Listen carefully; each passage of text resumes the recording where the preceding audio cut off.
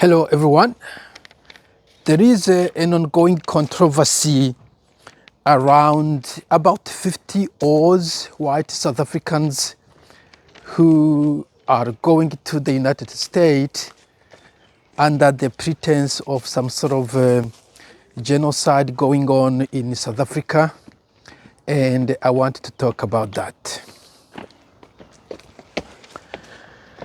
First of all, I just want to say there is really no genocide going on in South Africa. I really want to make that clear.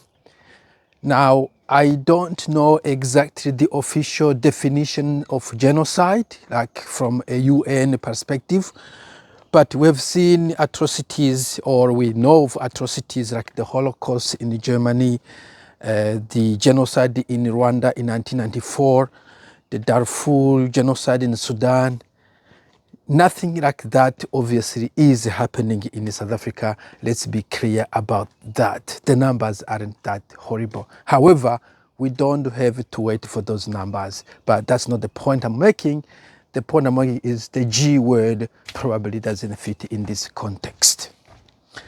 Number two, having said that, there is definitely a certain level of criminality in South Africa that is actually generalized, but often tends to be seen as racial or racially motivated for two main reasons. The first is actually anger. South African people are angry, black people are angry with the whole regime, the apartheid regime, the past, but also angry with the current government, angry with their conditions at the moment. So that anger, when directed to those they think are the architect of their present in the past, is seen as a sort of a racial purge going on or waiting to happen. But also it looks targeted because in some quarters, white people have the stuff to steal. I do remember in Cape Town, I was working with a guy living on the other side of the railway. Those are in Cape Town, what I'm talking about, in leafy suburbs.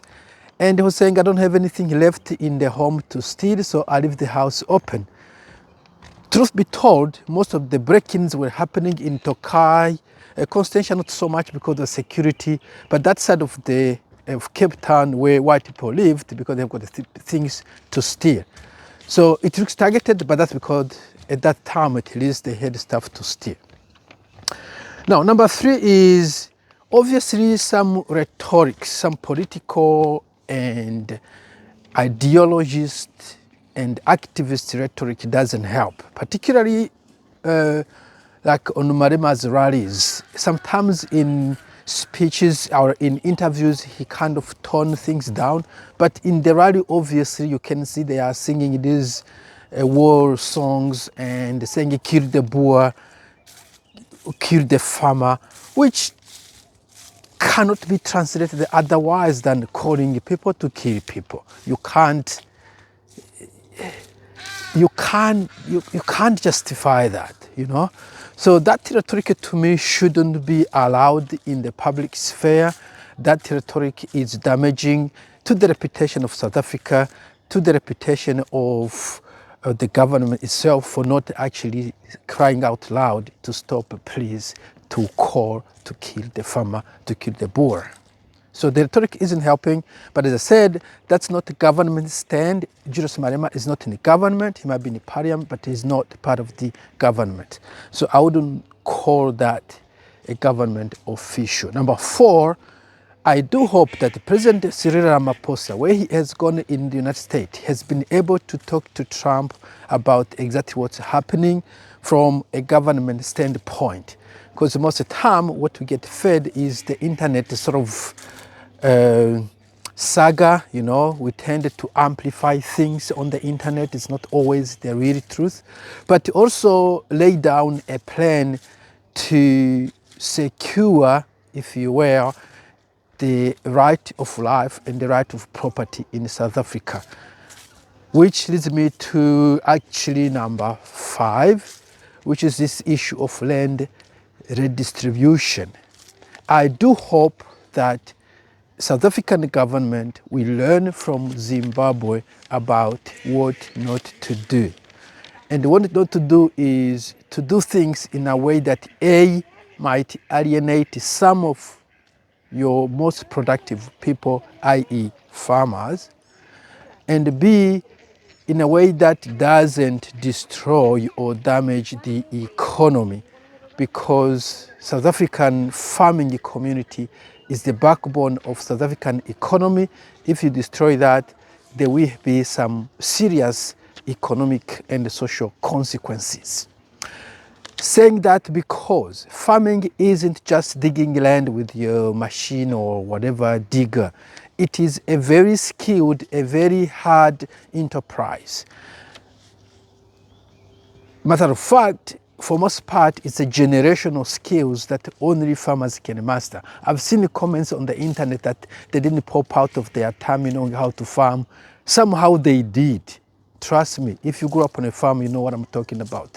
If you take a guy who was born in Soweto or in Cape Town, you take them to a farm, it will take they won't even survive, because the thing is just, you can't, it's hard. Many people tried to farm. Try even a garden in your backyard and see how hard it is to get any fruits out of your garden. Now imagine making it a commerce, a business. It is really a big job. It demands skills and a lot of work and a lot of capital. So giving land to someone doesn't necessarily mean it's going to be productive. Matter of fact, I've heard that in Zimbabwe, there is plenty of land that's not now being exploited. So careful what you wish for. And I would ask the government of South Africa to be very, very careful in the way they distribute land and the other productive assets for that matter.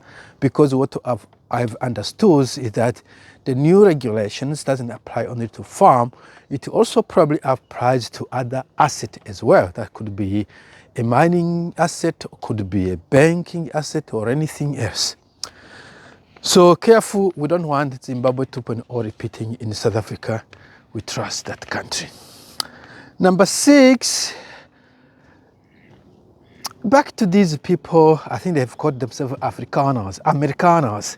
And for those who don't understand this, white in South Africa, which is quite ironic, they are called Afrikaners, which is, I don't know, because, yeah, Afrikaners. Anyway, they're called Afrikaners. I'm not sure where the word comes from, but they're called Afrikaners, if you want to speak in Afrikaner, Afrikaans, or Afrikaans for. So now they are going to America, so it's going to be Americans, or Amerikaners.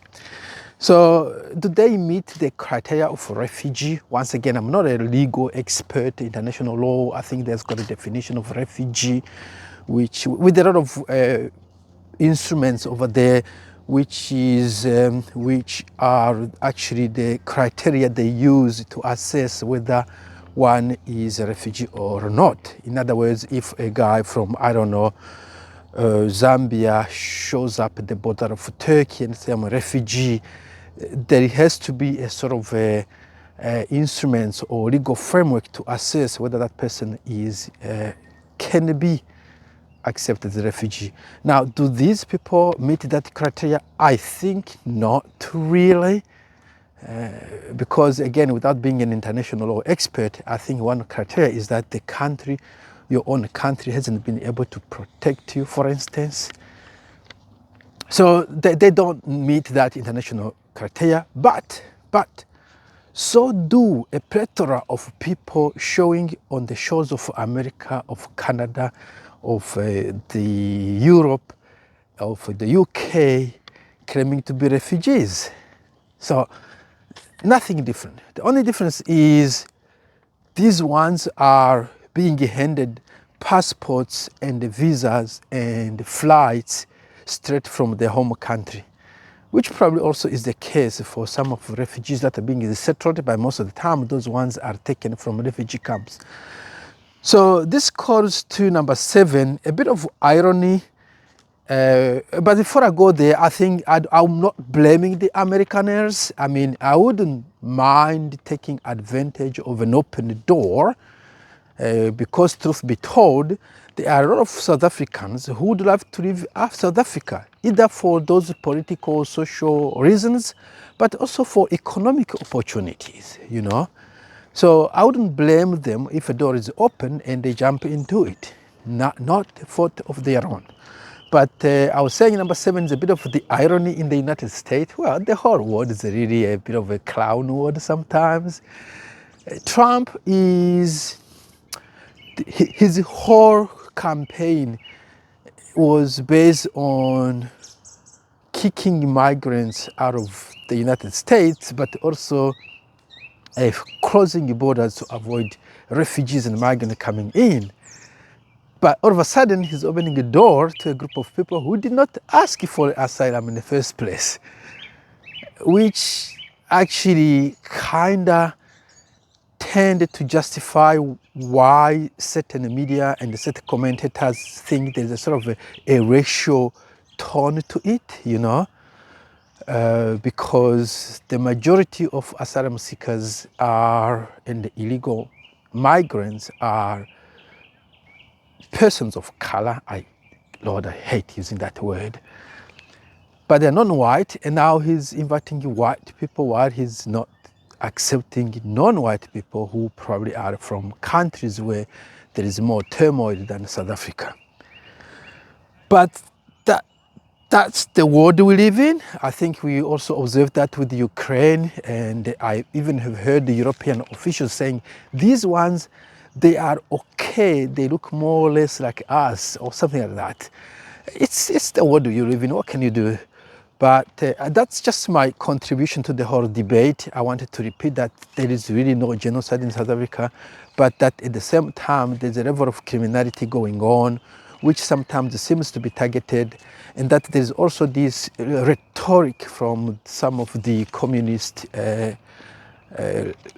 communist-leaning movements in South Africa, and that I wouldn't blame anyone taking advantage of an open door just to jump out of any place, not just South Africa.